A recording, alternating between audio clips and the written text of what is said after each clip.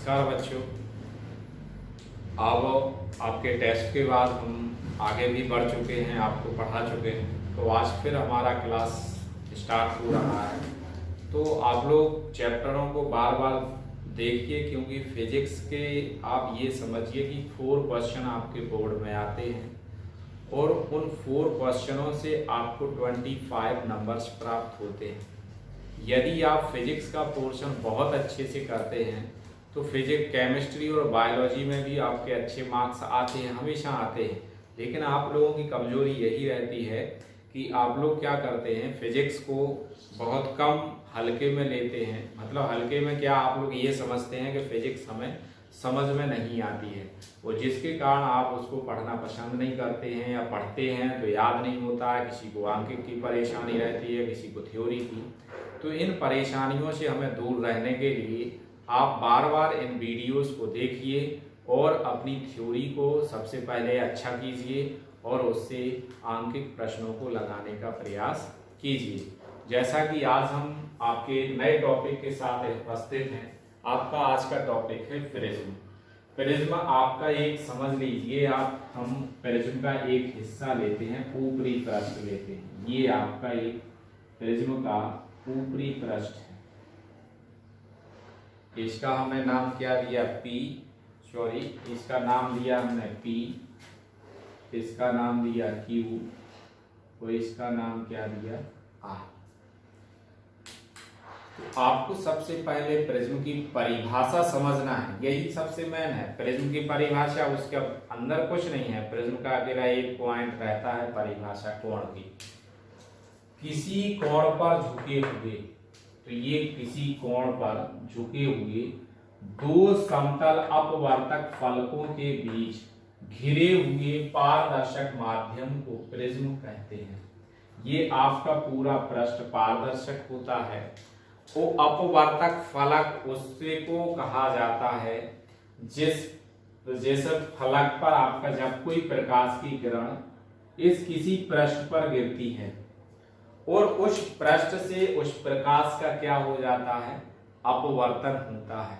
तो ऐसे पृष्ठ को हम, या ऐसी फलक को हम अपवर्तक फलक कहते हैं। ये तो आपकी किसकी परिभाषा है, अपवर्तक फलक की। प्रिज्म की परिभाषा क्या हुई कि दो फलक, अपवर्तक फलक यदि किसी कोण पर झुके हों तो वह आपका क्या कहलाता, उससे घिरा हुआ भाग प्रिज्म कहलाता है।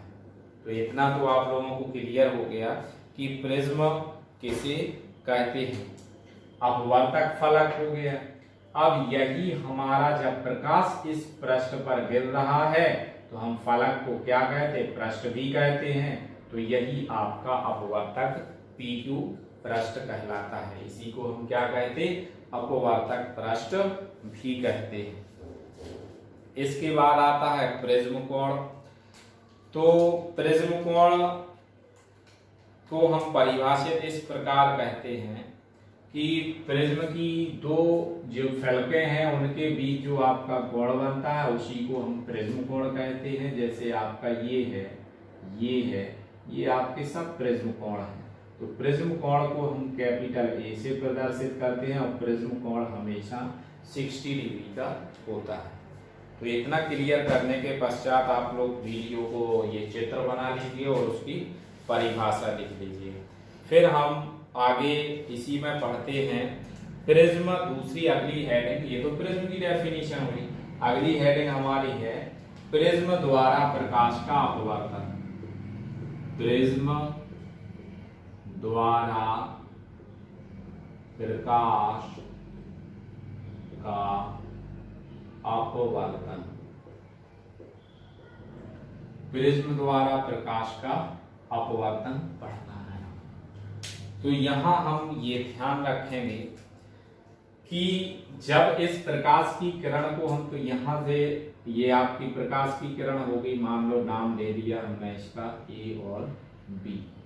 यहां से आप जानते हैं कि अब इस पे क्या गिरेगा, लंब आएगा। जब कोई प्रकाश की किरण विरल माध्यम से किस में जाती है, सघन माध्यम में, तो अभिलंब की ओर क्या होती है, झुक जाती है। तो आपको पता है ना, तो अभिलंब ये है तो ये अभिलंब की ओर झुक गए। अब यहां से हम फिर क्या बनाएंगे, आपका एक और अभिलंब बनाएंगे, क्योंकि इस भुजा के लिए अभिलंब चाहिए। अब यहां से आपकी प्रकाश की किरण जब विरल माध्यम, सघन माध्यम से विरल माध्यम में जाती है तो अभिलंब से दूर हटती है। तो इस स्थिति में आपकी ये प्रकाश की किरण ये हो जाती है। तो ये आपका क्या हो गया, आपतन कोण, ये हो गया निर्गत कोण, ये हो गया अपवर्तन कोण, और ये भी आपका अपवर्तन कोण हो गया। अब आपको ये ध्यान रखना है, इस भुजा को आगे बढ़ाते हैं और इस भुजा को पीछे बढ़ाते हैं, तो यहाँ एक कोण बनता है जिसे हम विचलन कोण कहते हैं। और इस विचलन कोण का मान जब हमें न्यूनतम प्राप्त होता है, मतलब किसी विचलन कोण का वह जब मान न्यूनतम प्राप्त होता है तो उसी को हम न्यूनतम विचलन कोण कहते हैं। और इस न्यूनतम विचलन कोण को हम डेल्टा एम से प्रदर्शित करते हैं, उसी को हम अल्पतम विचलन कोण कहते हैं। तो यहाँ आपको परिभाषा अपवर्तन में कुछ नहीं लिखना है, यहाँ आप यही लिखेंगे कि एम आपका एक अभिलंब है, एन लिख देंगे, इसको एन रिप्रेजेंट कर देंगे और इसको हम एम से रिप्रेजेंट कर देंगे।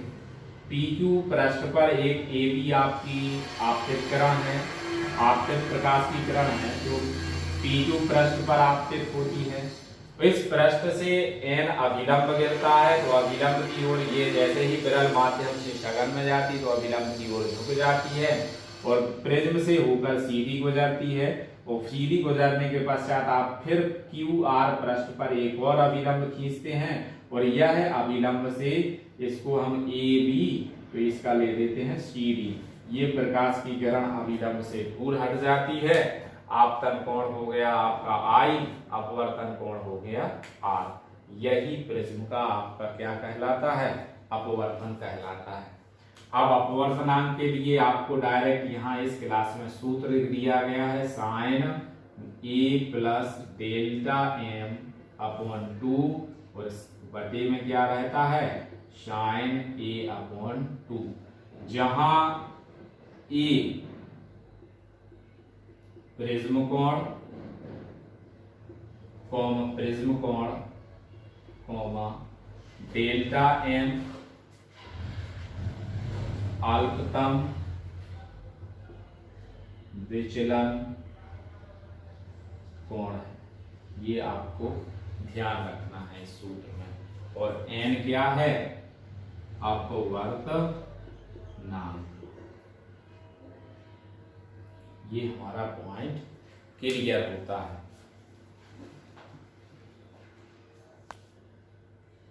हमारा नेक्स्ट पॉइंट है प्रिज्म द्वारा श्वेत प्रकाश का वर्ण विक्षेपण। तो हमें वर्ण विक्षेपण पढ़ना, जैसा कि आप जानते हैं हमें प्रिज्म के द्वारा प्रकाश का वर्ण विक्षेपण पढ़ना है। सबसे पहले हम प्रिज्म बनाते हैं, क्या लिख दिया, P Q और R, ये हमारा प्रिज्म है। आपको पता है कि प्रकृति हमें रंग बिरंगी दिखाई देती है, रंगीन तितलियां दिखाई देती हैं। आप जानते हैं कि जब हम साबुन का घोल बनाते हैं या आपका साबुन का घोल बनाते हैं, या हम आपका जो निरमा है, निरमा को जल में घोलते हैं, तो इन सब में आप देखेंगे कि हमें कुछ कलर अलग से दिखाई देते हैं, रंगीन कलर दिखाई देते हैं। आप पेड़ पौधों को देखते हैं तो एक कलर दिखाई देता है, तो ये कलर हमारी आंखों के लिए बहुत अच्छे लगते हैं। इसी प्रकार आपने देखा हो कि जब आपकी बरसात होती है, बरसात हो जाने के पश्चात जैसे ही सूर्य निकलता है तो उस स्थिति में आपका आकाश में एक 7 कलर बनते हैं, जिसको हम इंद्रधनुष के नाम से जानते हैं।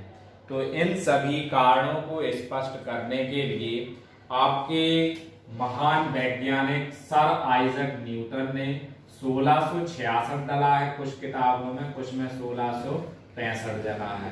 तो सन 1665-66 में आपके सर आइजैक न्यूटन ने यह बताया कि सूर्य अथवा आपके बल्ब के प्रकाश में 7 रंग पाए जाते हैं। अर्थात उन्होंने ये कहा कि जब किसी श्वेत प्रकाश को, ये आपका कौन सा है, श्वेत प्रकाश है, जब किसी श्वेत प्रकाश को प्रिज्म में से होकर गुजारा जाता है तो वह अपने 7 रंगों में विभक्त हो जाता है। 1 2 3 4 5 6 1 2 3 4 5 6 7, तो वह अपने 7 रंगों में कैसा हो जाता है, विभक्त हो जाता है। तो ये न्यूटन ने अपना कारण दिया।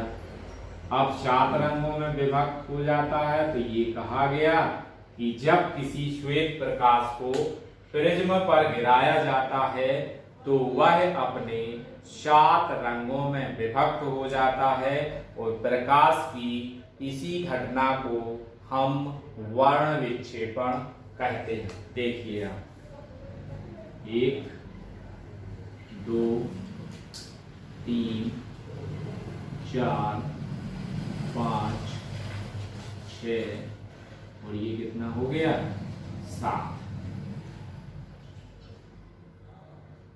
तो ये 7 रंग हमें रंगों के रूप में मिल गए, जिसको हम एक सफेद पर्दे पर प्राप्त करते हैं तो यही आपको रंगीन कलर दिखाई देते। कुछ किताबों में आपका लाल रंग से बैंगनी रंग की ओर लिखा रहता है, कुछ किताबों में बैंगनी से लाल रंग की ओर, मतलब आपका इस प्रकार लिखा होगा, कुछ में लिखा होगा लाल और लास्ट में लिखा होगा आपका बैंगनी, और कुछ बुक्स होंगी जिसमें आपका बैंगनी ऊपर लिखा रहता है और लाल नीचे लिखा रहता है। तो इसमें आपको कंफ्यूज नहीं होना है, क्योंकि ये आपका ये है कि जब प्रकाश हम नीचे से गिराते हैं तो उस स्थिति में आपका ये प्रकाश 7 रंगों में विभक्त होता है। तो ऊपर हमारा बैंगनी विबग्योर जो रहता है तो विबग्योर लिखते हैं, ऊपर बैंगनी रहता है, नीचे हमारा लाल रहता है। और जब यही प्रकाश हम दूसरी प्लेट पर, इसको दूसरी प्लेट पर प्राप्त करने का प्रयास करते तो वही आपका लाल से कहां की ओर लिखा रहता है, बैंगनी की ओर। अब आपका सबसे ज्यादा यहाँ देखिए विचलन किस कोण का होता है, लाल रंग का सबसे ज्यादा विचलन होता है।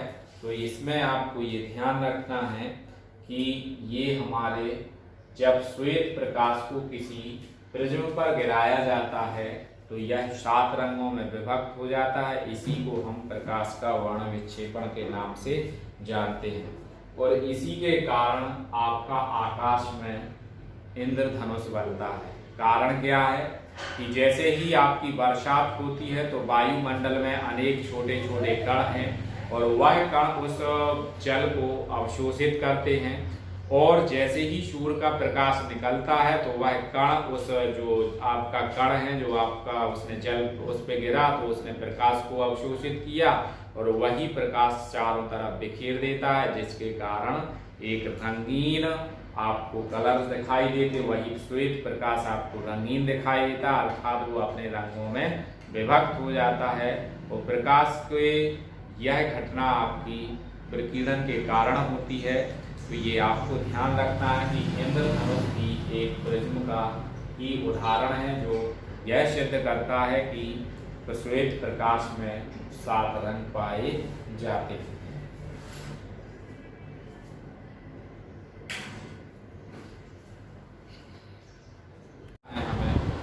आगे आपका प्रिज्म द्वारा प्रकाश का वर्ण विक्षेपण आपने समझ लिया है।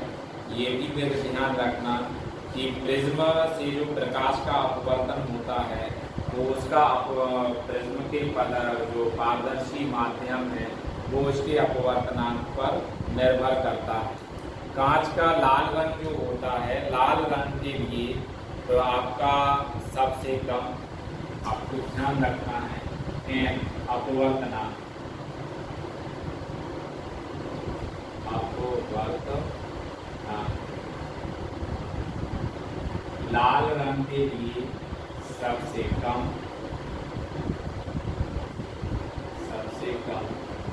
और बैगनी रंग के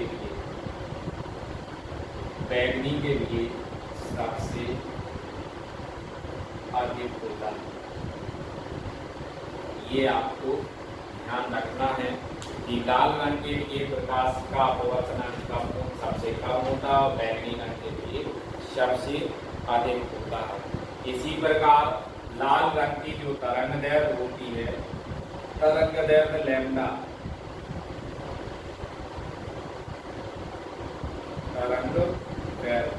तो लाल रंग के लिए तरंगदैर्घ्य सबसे अधिक, तो लाल रंग की तरंगदैर्घ्य अधिक होती है तो बैगनी रंग की तरंगदैर्घ्य कम होती है। ये और आप लोगों को इसमें ध्यान रखना है। और लाल रंग का विचलन आपका अधिक होता है तो बैगनी रंग का विचलन कम होता है।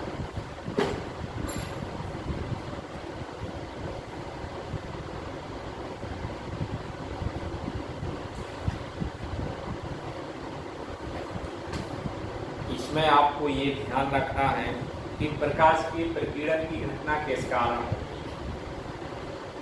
तो हमें नेक्स्ट पॉइंट पढ़ना है प्रकीर्णन ना आखिरकार है क्या प्रकाश का प्रकीर्णन। तो आप जानते हैं कि वायुमंडल में अनेक गैसें, अनेक छोटे छोटे कण और बहुत सी अशुद्धियां विद्यमान रहती हैं। इन कणों पर जैसे ही आपका सूर्य का प्रकाश पड़ता है तो ये कण उस प्रकाश को अवशोषित करते हैं और चारों दिशाओं में बिखेर देते हैं। तो प्रकाश की यही घटना क्या कहलाती है? प्रकीर्णन कहलाती है, क्योंकि प्रकाश की तरंगदैर्घ्य की अपेक्षा इन कणों का आकार बहुत छोटा होता है। इन कणों का आकार तरंगदैर्घ्य की अपेक्षा कैसा होना चाहिए? छोटा होना चाहिए। यदि इन कणों का आकार प्रकाश की तरंगदैर्घ्य से अधिक होता है तो उस स्थिति में प्रकीर्णन की घटना नहीं होती। लेकिन प्रकाश के कणों का आकार तरंगदैर्घ्य की अपेक्षा, जैसे लाल हो चाहे बैगनी हो, उनकी अपेक्षा बहुत कम होता है, जिसके कारण यह घटना आपकी प्रकीर्णन की घटती है। इसी के कारण आपका इंद्रधनुष बनता है। और जब आपने देखा हो कि सूर्य उदय और सूर्यास्त होता है तो उस स्थिति में आपको जो आकाश का कलर दिखाई देता है वो लाल दिखाई देता है।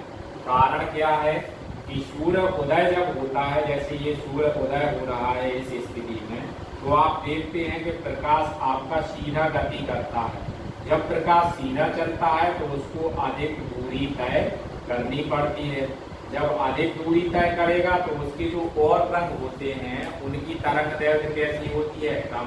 और लाल रंग की तरंगदैर्घ्य कैसी होती है? अधिक। तो इनमें आपका जो लाल रंग है उसमें नीले और बैगनी रंग का जो प्रकीर्णन है वो सबसे अधिक हो जाता है और लाल रंग का प्रकीर्णन सबसे कम होता है। जब लाल रंग का प्रकीर्णन सबसे कम होगा तो हमारी आंखों तक सबसे पहले सबसे ज्यादा लाल रंग पहुंचता है, जिसके कारण सूर्य उदय और सूर्यास्त के समय हमें सबसे ज्यादा आकाश लाल दिखाई देता है। यही आपका सूर्यास्त के समय होता है। ये सूर्यास्त पूरा तो उस स्थिति में भी प्रकाश आपका सीधे ही गति करता है। लेकिन जब यही पर सूर्य आपका सिर पर आता है, मतलब दोपहर के समय होता है, तो इस प्रकाश को बहुत कम दूरी तय करनी पड़ती है, जिसके कारण हमें पूरा चारों तरफ श्वेत दिखाई ही देता है, मतलब रेड कलर दिखाई नहीं देता है। आपका दूसरा है आकाश का रंग नीला दिखाई देता है। कारण क्या है? सूर्य के रंग में सूर्य के प्रकाश में अनेक रंग हैं और वायुमंडल से होकर ये गुजरता है।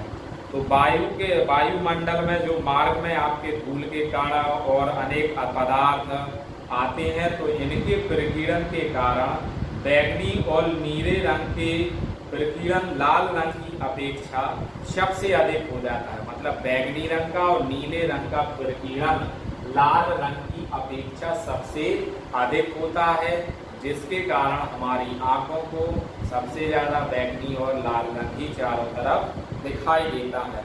और उसके कारण हम सोचते हैं कि आकाश और आपका जो जल है वो चारों तरफ कैसा दिखाई देता है, नीला दिखाई देता है। और दूसरा आपका लास्ट पॉइंट है कि खतरे के निशान के लिए हम सबसे अधिक लाल रंग का प्रयोग करते हैं। उसका सबसे बड़ा कारण क्या है, क्योंकि लाल रंग का प्रकीर्णन सबसे कम होता है, जिसके कारण जब लाल रंग का प्रकीर्णन कम होगा तो प्रकाश आपके पास बहुत ज़्यादा मात्रा में पहुंचेगा, और जिस रंग का प्रकीर्णन सबसे अधिक हो जाएगा तो उस स्थिति में वो लाल रंग आपके पास रंग नहीं पहुंचेगा, अर्थात आपको वो जो संकेत है वो दिखाई नहीं देगा। तो इसलिए लाल रंग का प्रकीर्णन सबसे कम होता है, जिसके कारण हम खतरे के सिग्नलों में लाल रंग का प्रयोग करते हैं। आज के लिए आपका प्रिज्म वाला टॉपिक यहीं पे खत्म होता है। आज के वीडियो को आप लोग देखिए और अपने बुक्स को लेकर बुक्स की सहायता से नोट्स बनाइए। आज के लिए इतना ही। थैंक यू, धन्यवाद।